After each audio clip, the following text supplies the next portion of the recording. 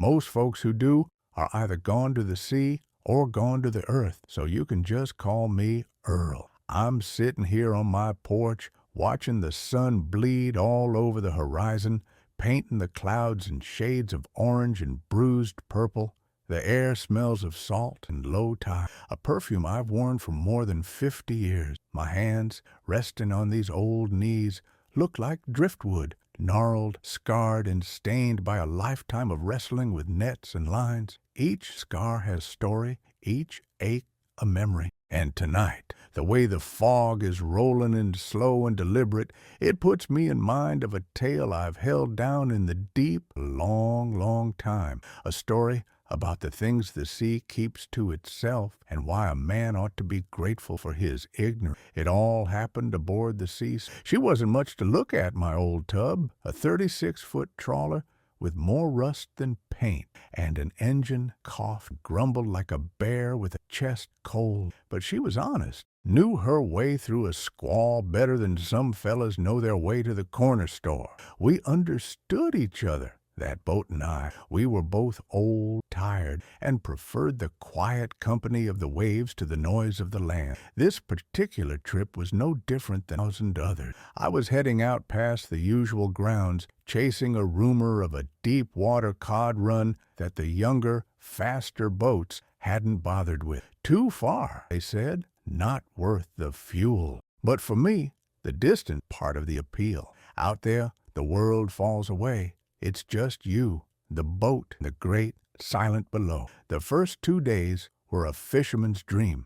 The sky was a clean, pale blue, and the sea was as gentle as a sleeping. I worked the line, filled the hold, and felt that old familiar rhythm settle into my bone. Creak of the hull, lone Albert, the steady thrum of the diesel. It was a symphony I knew by heart. In the evenings, I'd sit in the cabin, nursing a cup of coffee that was strong enough to dissolve a spoon, and watch the stars. They seem brighter out there, with no city lights. You feel small, but in a good way, like a single grain of sand on an endless shore. It's a humbling feeling, and the sea demands humility above all else. Pride is an anchor to drag you straight to the bottom. It was on the third night that things started to feel off. The sea went unnaturally still. Glassy, not a ripple, not a swell. The air grew heavy, and a fog thick as cotton batting began to creep in, swallowing the horizon and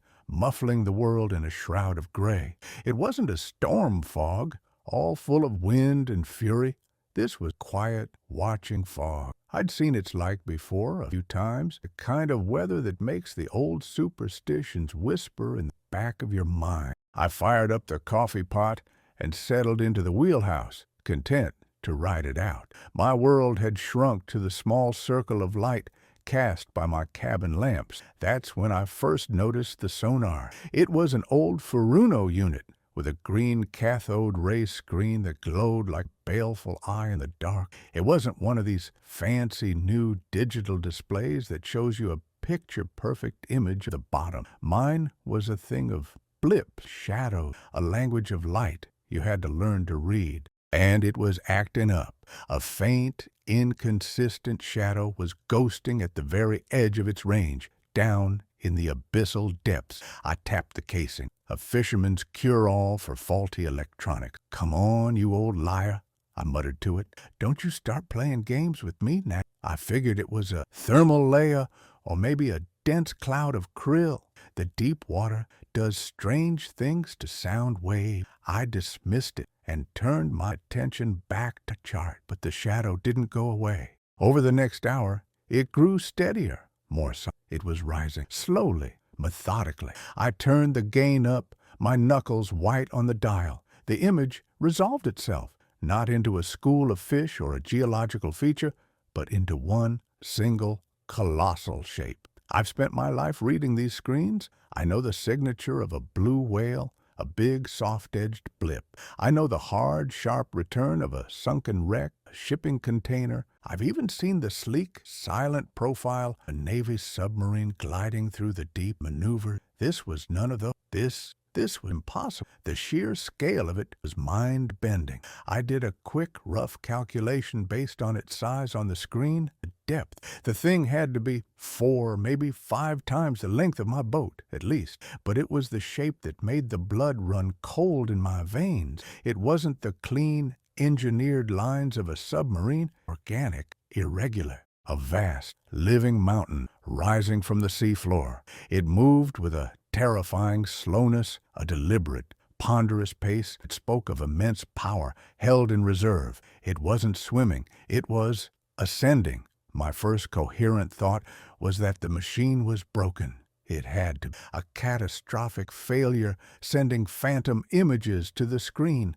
I shut the whole system down, plunging the cabin into near darkness, save for the single bulb over my chart table. The silence was suddenly deafening. The only sound was a gentle lapping of the still water against the hull and the frantic hammering of my own heart against my ribs. I sat there for a long time, maybe 10 minutes, trying to reason it away. It was fog, the solitude, an old man's mind playing tricks on him.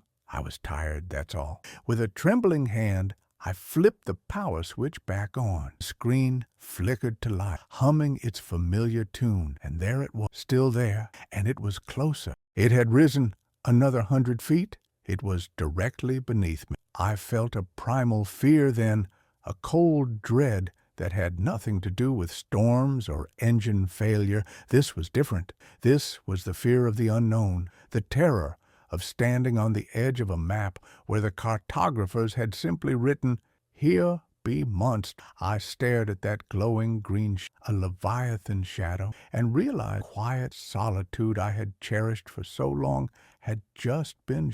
I wasn't alone out here, and whatever was with me, in that crushing, silent dark beneath my feet, was incomprehensibly, impossibly alive. For a long moment, I did nothing.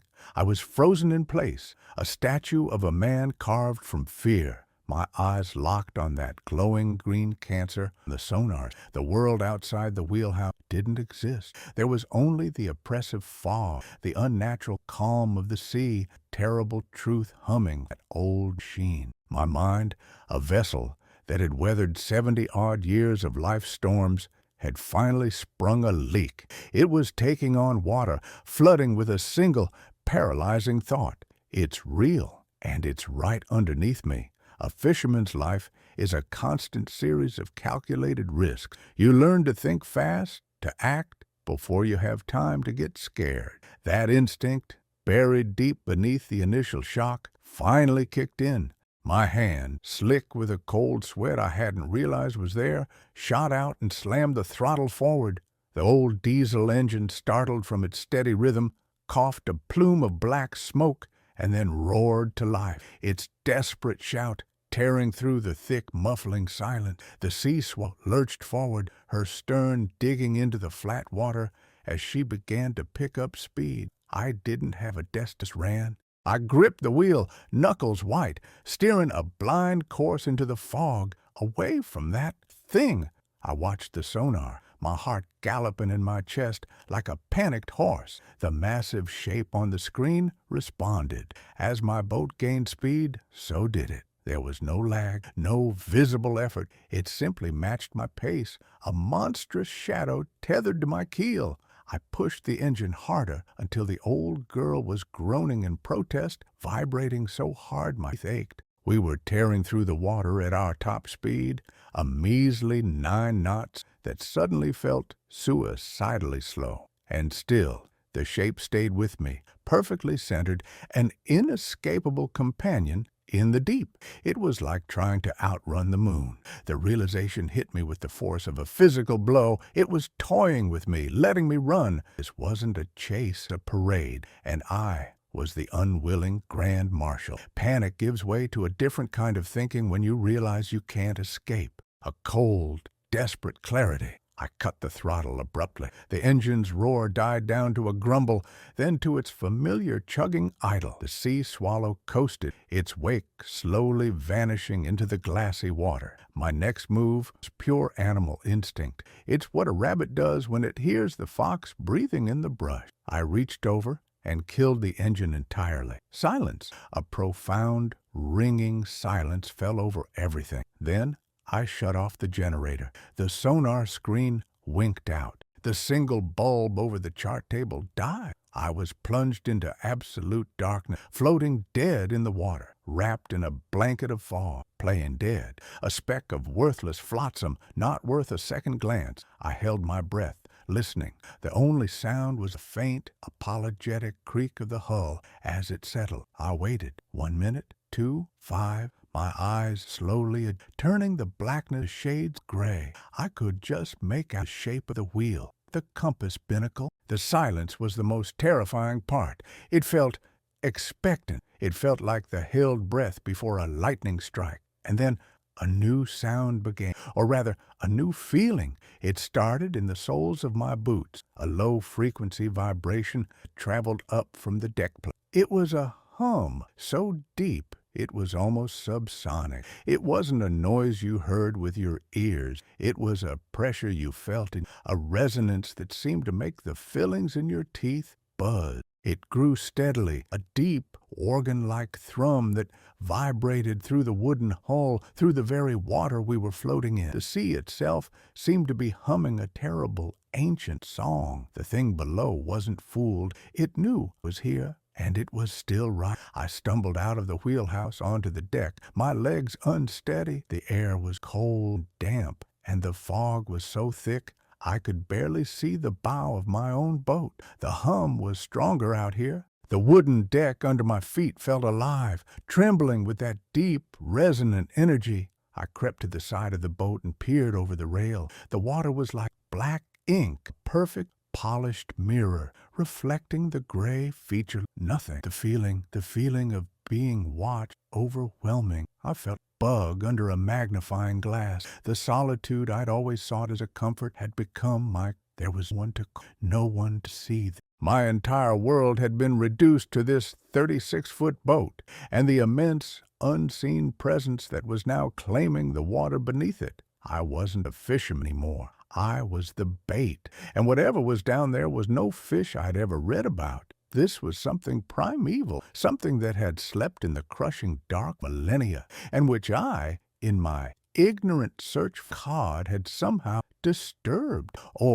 And this thought was somehow worse, perhaps it hadn't been disturbed at all. Perhaps it had simply noticed me, the way a man might notice an ant crawling across his floor. A passing, momentary curiosity. The hum intensified, the vibration growing stronger until the whole boat was shivering. A strange phenomenon began to occur in the water swallow. Small concentric ripples started to form on the glassy surface, spreading outward from a point directly amidship. But there was no disturbance, no stone thrown. They were simply appearing, as if the water itself was being pushed up from below by an immense, rising pressure. I backed away from the rail, stumbling over a coil of rope, my breath catching in my throat. I scrambled back into the relative safety of the wheelhouse, my back pressed against the far wall, as far from the water as I could get. The Sea Swallow wasn't my boat anymore. It was a cage floating on the lid of a very deep, very dark box that was, at very moment, beginning to open. The ripples on the surface grew larger. The center of the concentric rings began to bulge upwards. Water didn't break, didn't splash. It swelled like a muscle flexing beneath a sheet of silk. A great, dark mound was forming beside my boat, displacing the sea in a slow, silent, terrifying dome. It rose higher and higher, a hill of black water that glistened in the gloom. I could hear the sea straining against it, groaning under the pressure. The hum was now a physical force, shaking the windows in their frames. I clamped my hands over my ears, but it did no good. The sound was inside me. It was the planet's own heartbeat. The swelling water reached the height of. Then it climbed higher still, a liquid wall by my window, and I knew, with a certainty that turned my bones, that the time for shadows and sonar screens was over. The water didn't break, it parted. Like a curtain of black velvet being drawn aside, the swelling mound of the sea split open with barely a whisper. What rose from that fissure was not the head of a beast, not a maw of teeth, or a tangle of tentacles. It was a surface, a vast expanse of flesh that was neither scale nor skin, but something more akin to living geography. It was textured like ancient water-worn rock, crisscrossed with deep crevasses from which a faint, pale blue light pulsed rhythmically like the slow breathing of a star. The air grew thick with the smell of ozone and a brine so deep and old it seemed to come from the beginning of time itself. The sea swallow listed sharply as the sheer mass of the thing displaced the water beneath us, and then the surface rolled, the light within it focused, and I was looking into it. There's no earthly way to prepare a man for a sight like that. I had thought my boat was small. I had thought I was small. In that moment, the entire human world, with all its cities and its noise and its grand ambitions, seemed like a child's toy, forgotten. The eye was the size of my wheelhouse window. It was not an angry eye nor a hungry one. It was an eye of absolute soul-crushing indifference. The iris was a swirling nebula of deep blues and purple, shot through with those same veins of soft, bioluminescent light.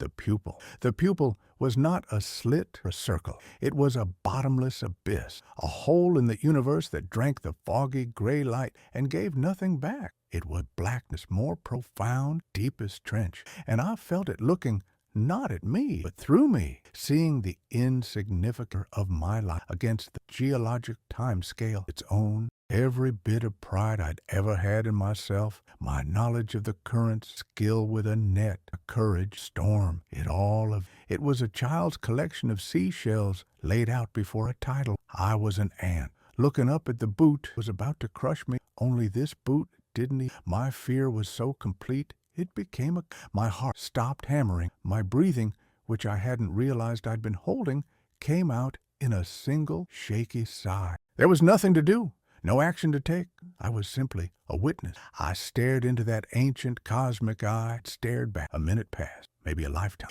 In that gaze, I felt the crushing weight of eons. I felt the slow, grinding movement of continents, the birth and death of ice ages, the patient silence of the abyss where sunlight has never reached. There was a wisdom there, but it was not. It was the cold, hard, factual wisdom of a mountain or a... It knew things, but it had no need to speak of them. It simply was. Then something shifted in that immeasurable consciousness. A vast, leathery lid, as slow and inexorable as a setting moon, slid down over the eye. The light from the deep crevasses dimmed. The great surface began to sink. There was no splash, no sound of farewell. The water simply reclaimed its own black curtain, closing as smoothly as it had. A deep hum that vibrated through my bones began descending back down the scale until it was gone. The unnatural ripples on the surface vanished. For a long time, I just stood there, my hand gripping the edge of the wheelhouse door. The fog was still thick,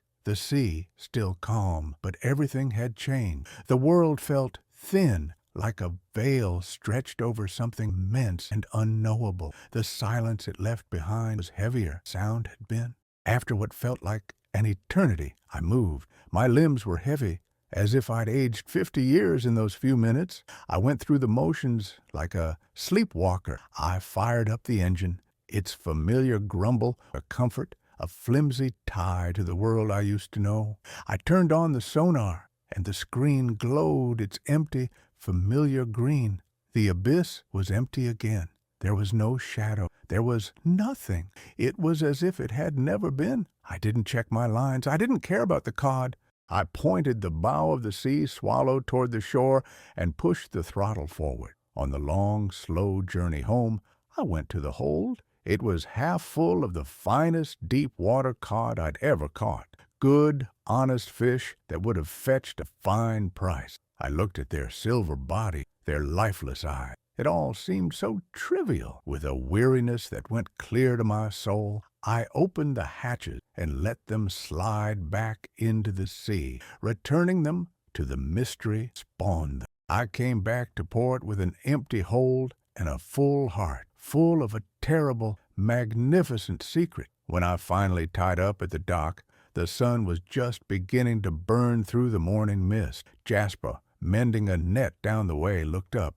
"Nothing, Earl," he called, nodding my empty. "The big ones get away." I just looked at and then out at the endless gray horizon. I must have had a look on my face he'd never seen before, because he didn't say. I nodded once, slow, heavy. "Yeah, Jasper," my voice raspy, unfamiliar.